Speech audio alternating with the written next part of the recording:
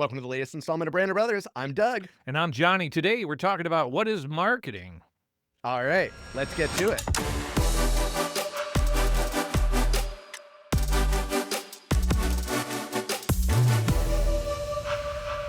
We are going to take it back.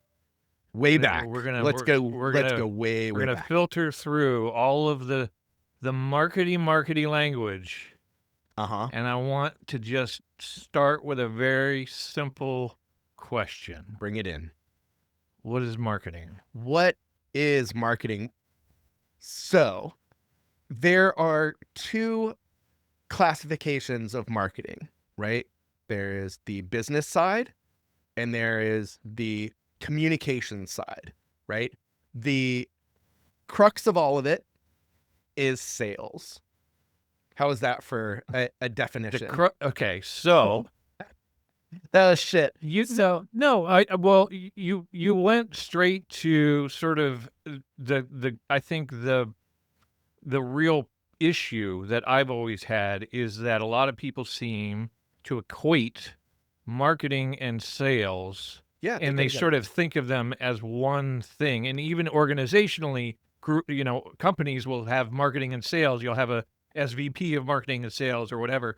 They tend to group marketing and sales together. So how are they different? So it's point A to point B, right? So point A to point B is marketing. Point B is the sale, right? The line between point A and point B is marketing. Wait, where's point A? So point A is your product or your service. And so then at point B would be where your audience lives. And they should need, or more likely want, whatever product or service that you have. And so that line that connects your product and or service to your customer is marketing. Let's take it down to an example like a lemonade stand, for example. So where in that process you're selling lemonade, your product is lemonade, right? But where does the marketing begin and the sale end? Well, the sale ends with the transaction. Okay, right. So that's the ultimate goal, to get to that quarter. Yeah, in the world of marketing, we call that a conversion, right? Okay, yeah. So, the marketing of a lemonade stand begins with the stand itself, right? So if you see a lemonade stand that is just a table with a kid behind it and a pitcher of lemonade, that's marketing. But it would be more effective marketing if that lemonade stand had something on the front of the table and maybe even had a banner over the top like you see in the cartoons that say lemonade, because it makes it even more clear what that child is doing. But of course, the concept of a lemonade stand is a rather universal concept, especially, in Western in American culture. So and the E always has to be backwards. And I know that like the lemonade font is a backwards E. So yes, obviously that having character is a component of branding, and branding then is how you portray yourself, and the marketing is how you forward that personality and your message to your audience. Does price factor into marketing? I believe it does. Okay. So it has to, because marketing is about a value proposition, and that value proposition transcends belief systems. And one of those components is value, thrift, I should say. And whether or not something is in parity with how you perceive it. So if you're buying lemonade, let's say that the price is 50 cents, your expectation is probably reasonably low. So if you receive a cup of lemonade in one of those cone-shaped paper cups, the little snow cone cups, or the water cooler cups, if those are still a thing, Your expectations would probably be met. However, if the price was double that and you got it in a paper cup, you'd probably tilt your head a little bit like the RCA dog, and I'm dating myself, I guess, and go, what is going on? This is disparate from my expectation. However, or dissonant, and so you would probably expect to receive at least an 8-ounce plastic cup or something, right? And then if it's double that price, right? Or quadruple the original price, we're Right. at $2. Your expectation is probably to get a good 12 to 16 There ounces. should be some vodka in there. Well, I think the price might go up a little bit, and I'm pretty sure it won't be sold by a child, or in front of a house. Otherwise, you Probably might find can't yourself. market it as lemonade either. It could be hard lemonade. So as far as the price is concerned in its relation to marketing, that kid could probably do what I did when I was a little kid, which was, and we sold lemonade for a little bit less back then, was cross out the 50 cents and make it 25 cents, knowing that most adults did not carry coins, but dollar bills, and would just say, keep the change. Ooh, that's some slick math. Now you mentioned value. I wanted to talk about needs versus wants in your audience. So how do you? So So it's a do you? complicated question because generally speaking, the only thing that we as humans really need are food and shelter. So, from a needs perspective, you can pretty much see that if it's taxed at a grocery store, you don't really need it. But that banana that you're eyeballing, you don't need to worry about, figuring out what 7% or 6% or 5%, whatever your sales tax rate is. Um, but more realistically, when it comes to needs, a better example would be like an HVAC company. And if you're a homeowner, you need an HVAC company unless you happen to know how to service your air conditioning system. And Well, so thanks to YouTube, a lot of people can now. yeah, but at the end of the day, there are places where professionals belong and Absolutely. amateurs don't, Yeah, and they find themselves spending even more money. especially when there's natural gas involved. Oh, good God. So yeah, with regard to needs, you might need an HVAC service if you're a homeowner. But if you're a renter or you're a child, you probably don't need Right. one. Yeah. But wants are going to be more frivolous, but they might not be super frivolous. So you might want a cookie, right? That is not something that you need, although your sweet tooth might disagree. Speaking of wants and needs, then that that talks about audiences, right? So, who, Absolutely, yeah. how do you figure out who your audiences are? To because it would seem to be if you just say I want to market my audience is I want to market to everybody. Good I, luck. yeah, right. Well, obviously, be very expensive, but why is it important to narrow that down? So I like to use the analogy of a net, right? Like a fishing net. So if you are trying to reach a large area of people, of demographics and psychographics, you're going to need a huge net, right? And so that net is not going to have a fine mesh because it's just impractical. From a sales perspective, it requires more material in order to have a wider reach, right? Just like in marketing and in fishing, the bigger your net, the economies of scale go accordingly, right? So when you have a fine mesh net and you make it double the size, it's not like your holes stay the same size. So what ends up happening is if your target audience is a very specific age group, gender, socioeconomic level, household incomes, education, etc., the more granular you get, the more fine mesh your net needs to be. So if you cast a generic net, let's say that you are a a small business based in Central Florida, but you do a Meta campaign or a Google Ads campaign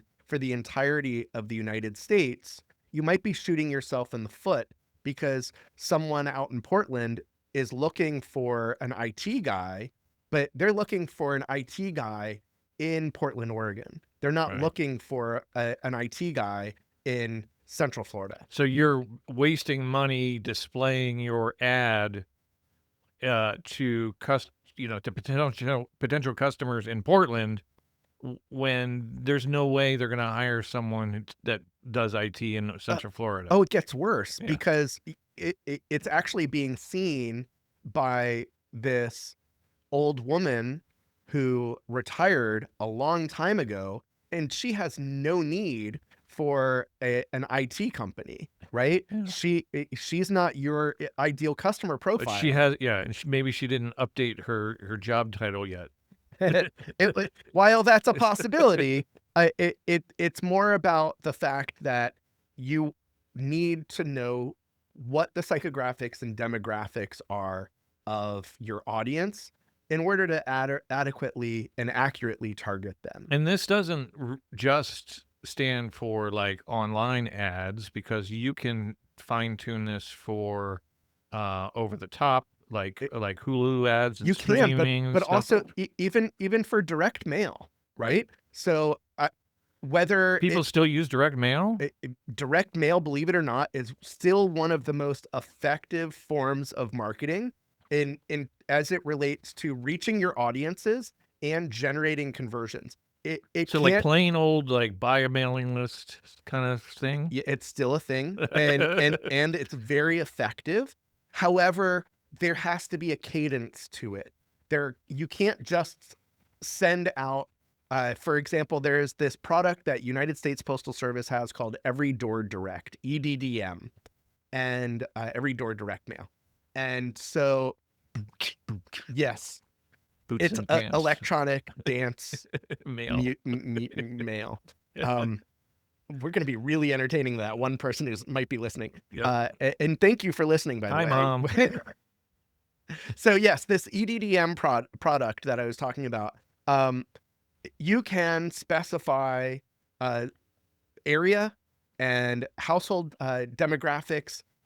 Like it could be age and it could be household income, for example, and it will tell you what the postal areas are for you to then deliver these blanket generic email or mails, direct mail, postcards to. Mhm. And it doesn't have to be postcards, but generally they are flat. And they're cheaper. It they are cheaper by the unit, but not necessarily from the targeting. Mm, So not only can you do this EDDM that I'm talking about, which is kind of casting a wider net, mm. you can get a little bit more granular and you can rent lists that have specific, uh, again, the psychographic and demographic components that match who your audiences are. So yes, you're paying more per postcard, for example, um, but you're also sending out fewer postcards. So Mm. there's a It's give a and take. trade-off. The, so where does trust fit in? Because reviews and that kind of stuff seems to be like everything that people are trying to like everything I buy on Amazon, I get that Right. little postcard that says, scan this QR code and give us a 5-star rating. Like, what's that all about? So, well, in that context, we call that social proofing. But trust, there are trust indicators, and one of them is social proofing. Seeing that a restaurant has a 4.2 on Yelp, you're probably going to choose that restaurant over one that has $3 signs and only 2 stars, right? And so those are trust indicators. Of course, you can dive a little bit deeper and get a little bit more granular as to what is being reviewed. So Do you care about environment and ambiance? Do you care about service? Do you care about quality? You can get even deeper on those. But then there's also how long has the business been around, right? Is it a fly by night that's only been in business for a year and might not be around next year? Or is it a mom and pop shop that's been around for 20 years and they're middle aged and or second generation and in the family Sure. and they're not going anywhere, right? Yeah.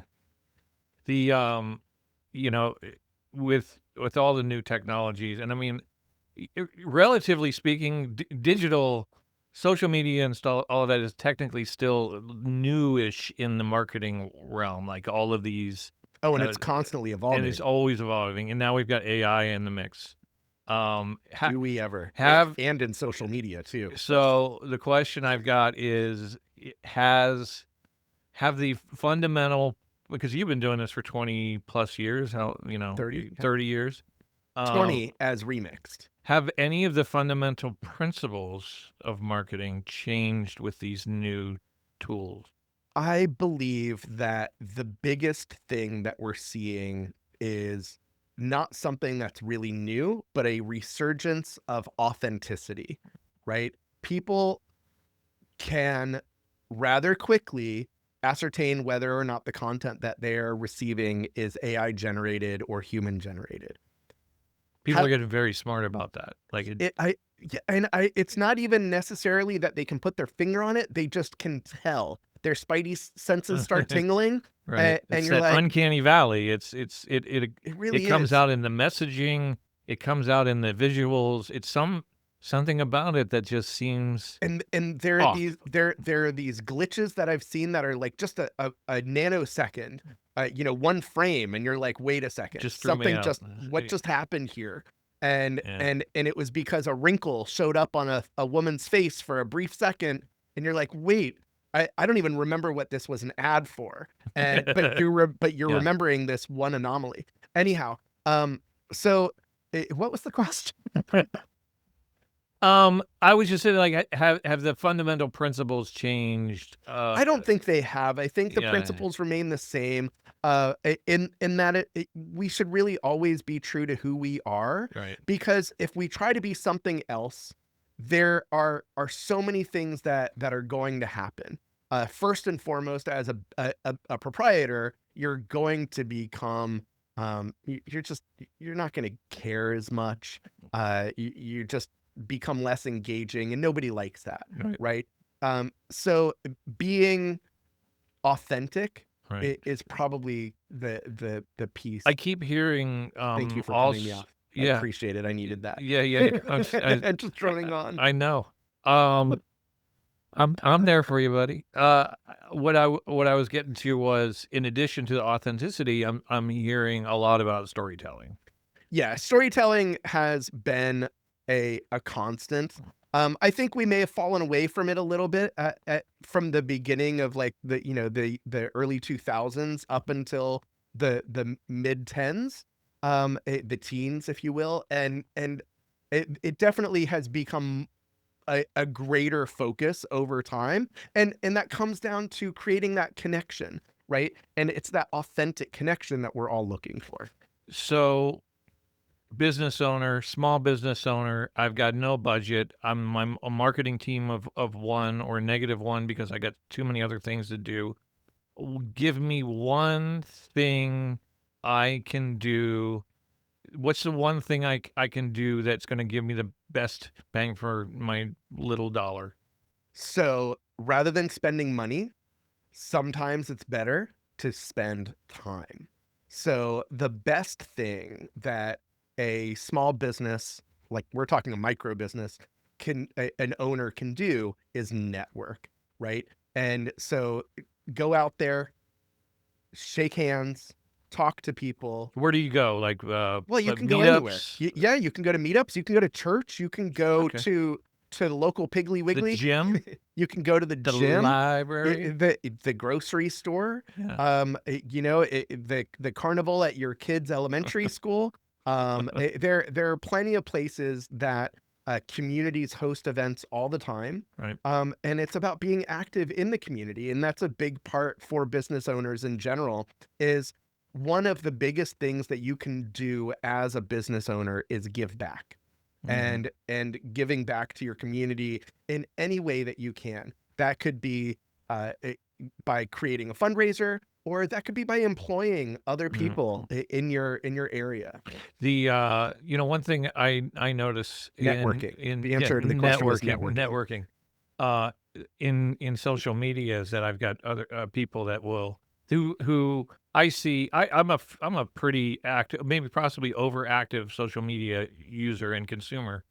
But I'm also a creator, and I some people will say to me, "Oh, nobody interacts with my stuff on Facebook." And it's a common complaint. People interact with my stuff all the time, but it's only because I'm, generating content 3 or 4, 5 times a day. Yeah. So social media, when it comes to marketing, it is a strange beast. So is it something that you should give attention to? Absolutely. Is it something that you should be focused on from the sense of generating sales? Not necessarily. It's more this kind of takes us back to trust, right? First off, what's your strategy behind utilizing social media as a business? There are two really key components. So there's the conversion side, which works really well for products, especially niche-based products. Those niche-based products might be, natural soap, but using some viral style influencer campaign to get it out there. But usually it's more about awareness generation, and it's usually more about that. Are they still in business? Litmus test, right? So when I'm looking for a business, I might then click one of those social media icons on their website to Right. see what they're up to, because this also helps me get an understanding of color and character. And do their values match mine if you're one of those consumers who cares about values-based Right. purchasing? All right. So we're gonna do a couple rapid fire questions here. We're trying I, to. I'm a Oh, you're. pretty slow guy, but I'll do my best. All right. What's the best marketing campaign you've ever seen? Doug Berger, go. I'm gonna have to give it to Nike with "Just Do It." Just do it. That was a fantastic campaign, and I think they're still just doing it. Yeah, I think Yeah. so. One buzzword that you wish would die. Not a buzzword, but it's two letters. AI. Yeah. Listen, I don't think it's going away. no, it's been here for a long time. Right. It's just that it's recently been repackaged in a way that people are consuming the term and identifying it specifically, not just as AI, but they're conflating it with generative AI.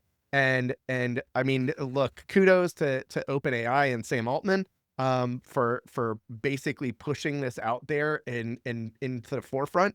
But AI, as we know it, has been with us for a long time. It's just becoming more sophisticated, and as time goes on, as a tool, it's going to become more prevalent, becoming in more people's toolboxes.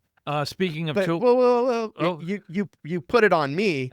What's yours? the Your one marketing buzzword. buzzword, webinar. Webinar is needs to go the way of the fax machine. We don't do webinars anymore. Stop using the term. I've declared webinar is dead. Webinar, isn't it though? I mean, don't we call them podcasts now? Yes. Welcome to And, my webinar. and on top of that, when it comes to these marketing buzzwords, can I add one more? Sure. I'd love to see the word sustainability go away, because let's face it, if you're not focused on sustainability, It's yeah. what are you doing? Um, and one last question. What's name a podcast that every marketer and business person should be listening to? Oh, hands down, Brand Brothers. That's the right answer. Hey, all right, we did this thing. Have a good one. Thank you for tuning in to Brand of Brothers. Big thank you to our presenting sponsor, Remix, the branding agency, along with production assistance from Johnny Diggs, Simon Jacobson, and me, Doug Berger. We can't forget music by PRO. Speaking of not forgetting, remember to do that like and subscribe thing and find us at brandshowlive.com and follow us on the socials at Brand Show Live.